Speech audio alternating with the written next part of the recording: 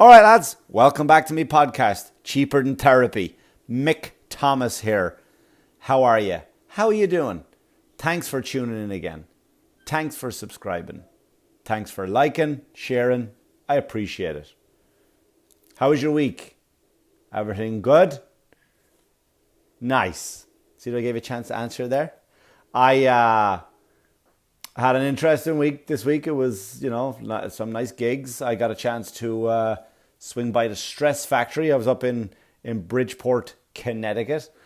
So I got a chance to swing by the Stress Factory there. It's always a fun club, always a good time. Crowds are always good. And I was there with my buddy Christopher Brian Roach. And we had a lot of fun. And we drove home together, which was nice. And it's always good to catch up with your buddies, to laugh and joke and bitch about other comics. So yeah, that's what we do.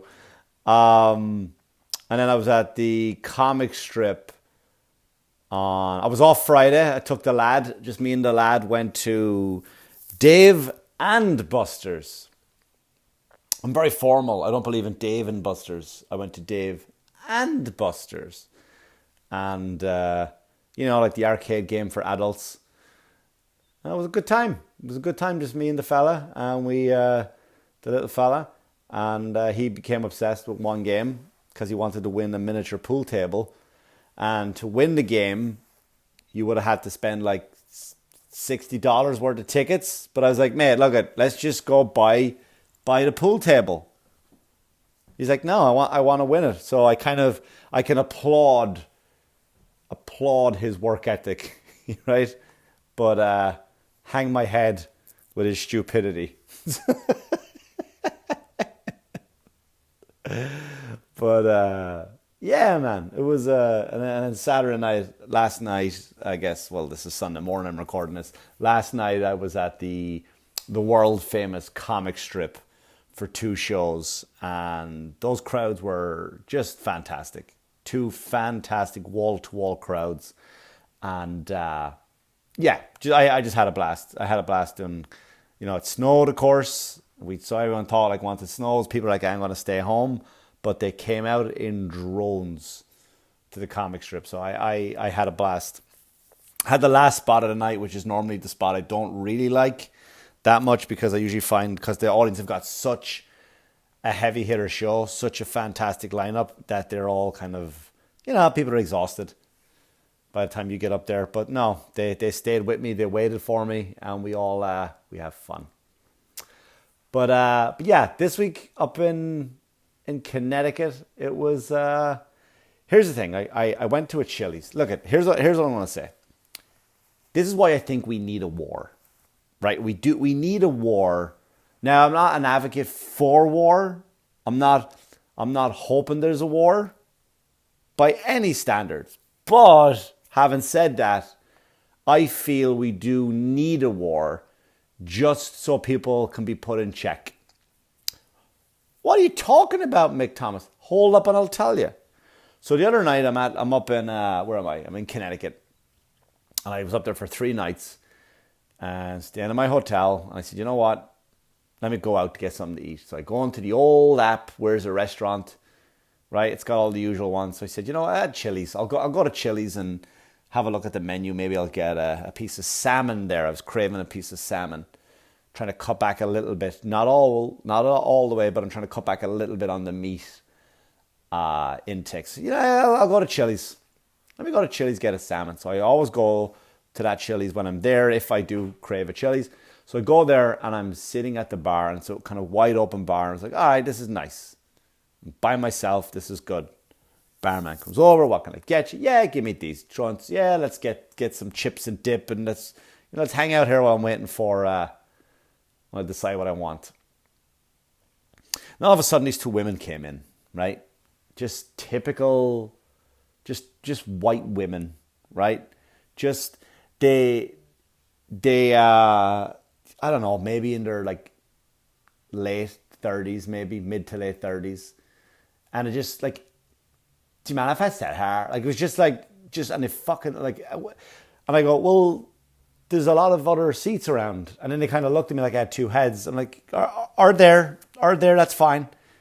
So they sit down and they meet, like, it baffles me how nobody is aware of their surroundings. Nobody is aware of what it takes to be private. Like, nobody wants to be private anymore. So she sat there, and one of them had this fucking fake fur coat on. It was just horrible. Just everything about them was horrible. And they ordered just white girl drinks, and they just start bitching. Just started, like, here's the complaint that got me. Because I could sit here and bore all day, right? And hang on. Taking a drink out of my Bubba cup. I don't drink out of plastic anymore because apparently everyone's fucking mad at... We can't do anything now because of turtles. Straws and now plastic bottles. It's fine. So anyway, they start bitching and moaning. And here was her complaint. She's like, I'm so mad that nobody has RSVP'd to my vision board party. Her vision board party. Right? For those of you who are listening, go, Mick Thomas, what is a vision board? Let alone a vision board party. So let's leave the word party out of it for a second, shall we? And let me tell you what a vision board is. A vision board came from the book/movie The Secret. Now, what The Secret is,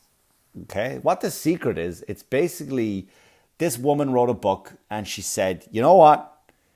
If you envision these things, if you put these out to the universe will give it back to you. That's it. Like, oh, that's all we had to do. This whole time I've been fucking working hard. That's it. That's all you have to do. This whole time I didn't have to put the hours of work and sweat in.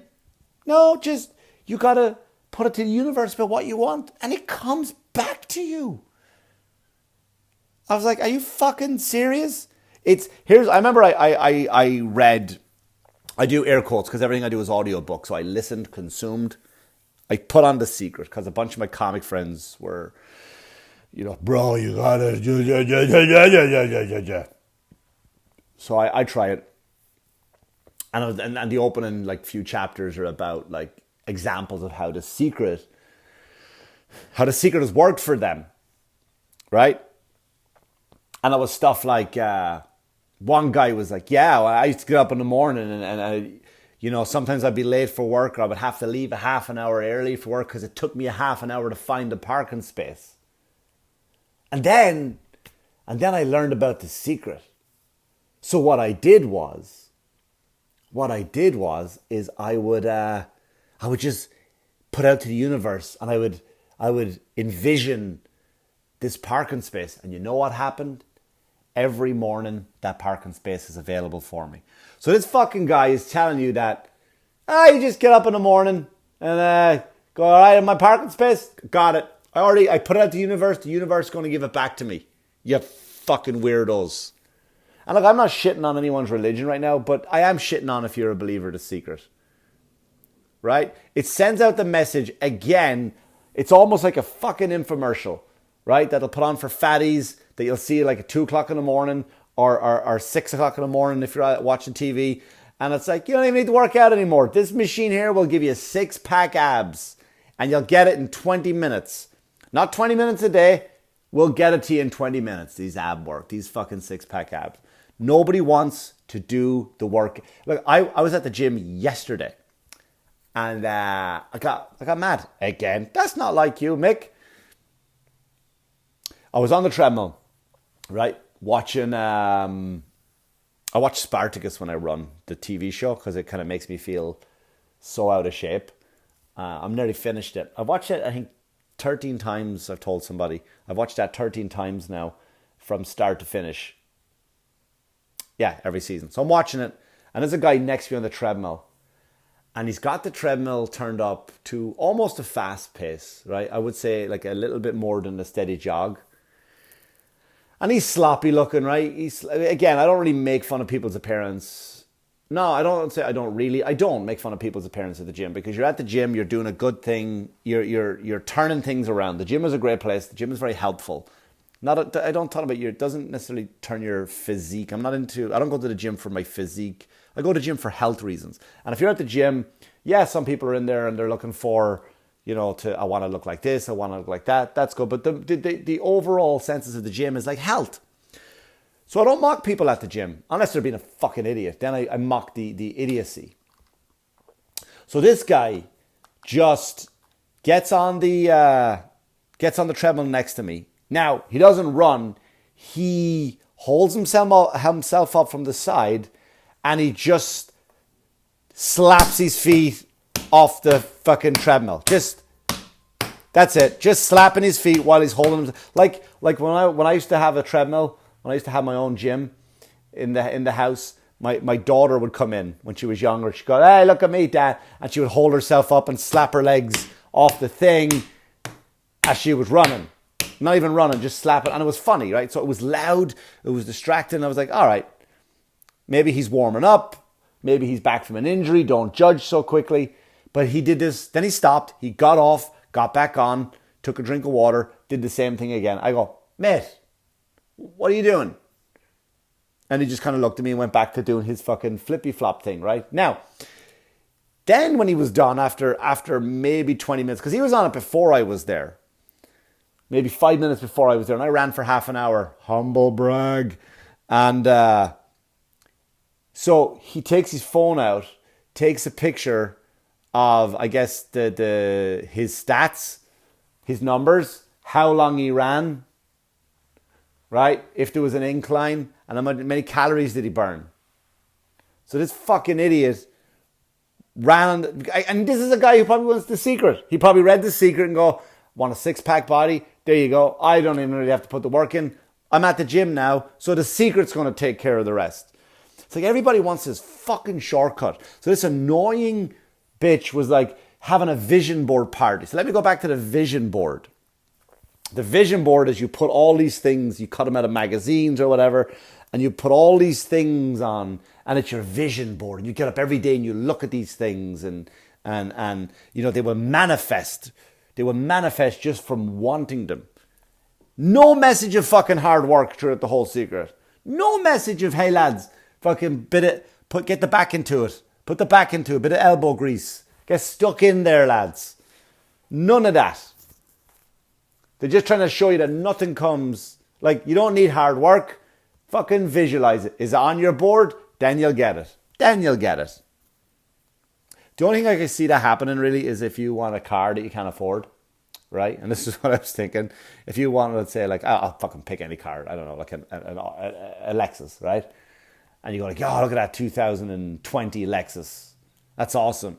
But if you have a vision board hanging up for like 15 years and that car is like 15 years old, you probably get it for like $20. Manifested. There you go. Manifested. These fucking women just bitch like, "Oh my God, nobody has RSVP'd. Nobody's RSVP'd to my vision board party." Can you imagine going to that fucking party, just cutting shit out? It's like scrapbooking, except you hang it on the wall. That's it. It's like a scrapbook party, but you hang the shit that you want on the wall that you're not fucking willing to work for. That's all it was. And then her friend was like, "Oh, that's just terrible. That's just terrible that nobody RSVP'd you yet." I'm working hard. She's like, "I'm trying to get your name out there," because I guess she's a masseuse. She goes, "I want you to come to the party because I want to get your name out there." These fucking people with their Etsy jobs, all this shit you see on fucking Etsy. Etsy? Is it Etsy? You idiot. On Etsy. Just these fucking think they're going to be millionaires overnight for just doing these little, like, I get the side hustle. Like, I get it. But we need a war to send people like this over there. Just go. I don't care who it is with. I don't care who it's against, right? You can have a war against the Swiss. I'm not leaning towards the Iranians. Although the Swiss only have those little knives things, so you have a good chance of winning that. But go, just fucking pick a country. Pick a country, any one of them. Start a fight with it. Not over resources, not over oil. And just fucking go to town with them. And just, we need a war for those people just so they can fucking go like, all right, we're not important, we're not relevant, we are adding nothing to society. We got, and see if you can fucking envision getting out of war. See if you can just, if you're just sitting there and someone's shooting at you, see if you can manifest your fucking way home. God damn it. We need a war. At least a plague. Give me a plague. I'll take a plague, all right? I'll take some things went through my house recently, 24-hour bug, people shitting and vomiting. Give me a stronger dose of that, and it just wipes out people that it just picks up. It's like this disease, this little bug that picks up the fucking idiot gene, and just there you go. And let's have a Thanos-like plague, right? That's an Avengers thing where he clicks his finger and half the population leave. That's all I'm saying. So before I went to Connecticut, I had to go to, my son had a recital at school. Right? He had a recital at school.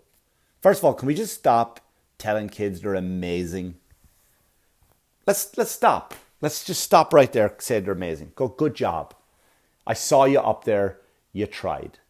You tried. Right? You look nice in your little shirt and your black pants, and he played the cello. Yeah, it was a cello, because every time I see him, I'd always joke when I go, cello, right? And but the reason why he got it, because he loves horror movies. It's not the only reason he wanted to play an instrument, because he wanted to learn the Jaws theme. That's it. That was the only fucking reason. He wanted to learn the Jaws theme. I think, mate, it's a big thing. It's bigger than you. You got to carry it around. It's not going to fit here. It's not going to fit there. I want to get it. So he gets it, and he just sit there. I'm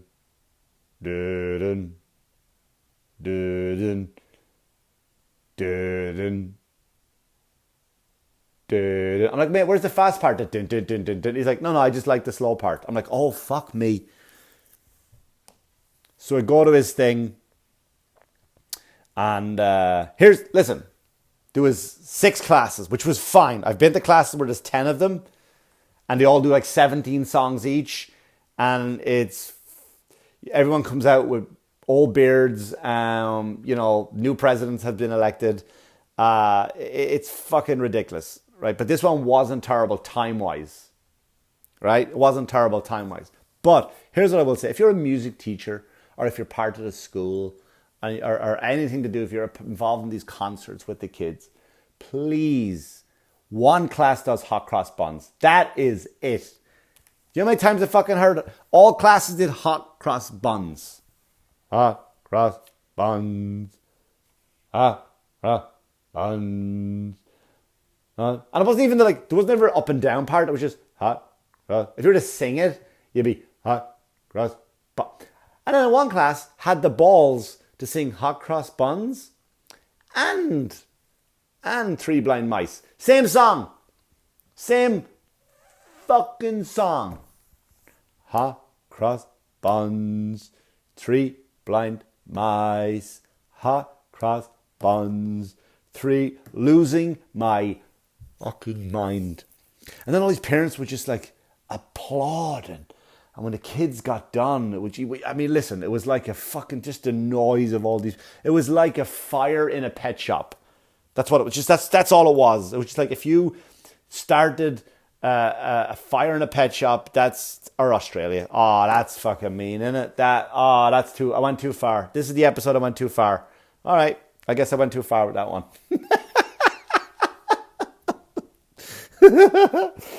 But anyway, it was just noise. Just fucking noise.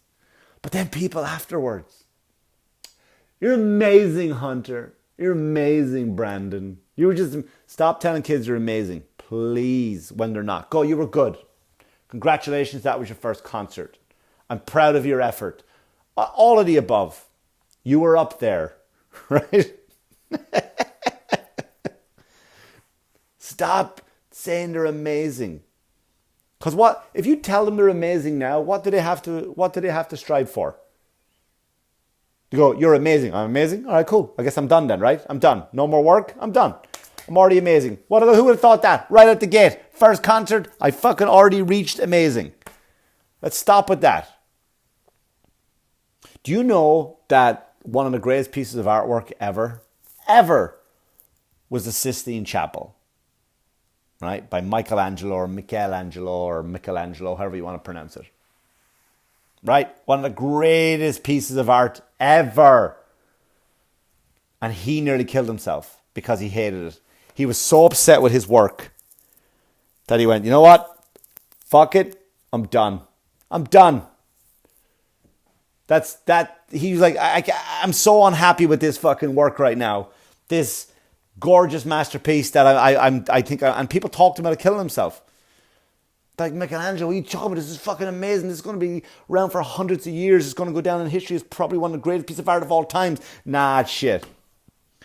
What do you think? How do you think his work ethic would have been if he just like came and went, I'm amazing. Oh my God, I'm amazing. I'll do everybody's churches now because I am amazing. I mean, he's a bit more Italian sounding than that, but you know, I am amazing. So because we're doing that, stop telling your kids you're amazing. Stop telling them they're amazing when they're not. Therefore, when you tell them they're amazing, then they're going to fucking grow up and start having vision board parties. That, you know what? Fuck it. It's my fault. That's what I get for going for Chili's. That's what I get for going to Chili's. Anyway, guys, girls, lads and lassies, thanks so much for tuning into the show. If you have any messages, comments or concerns, please send them to my Instagram page, Mick Thomas Comedy. I appreciate your support and the love. And I don't know when I'll get one for next week. Yes, I will. I got stuff going on. I might have to go back to Ireland next week. So, but I will. I'll get an episode up somehow. So, but anyway, till then, guys, thanks so much for tuning in. I appreciate it. Thanks so much for the support. And good luck to you. Good luck to you. Bye. It's the Mick Thomas Show. The Mick Thomas Show.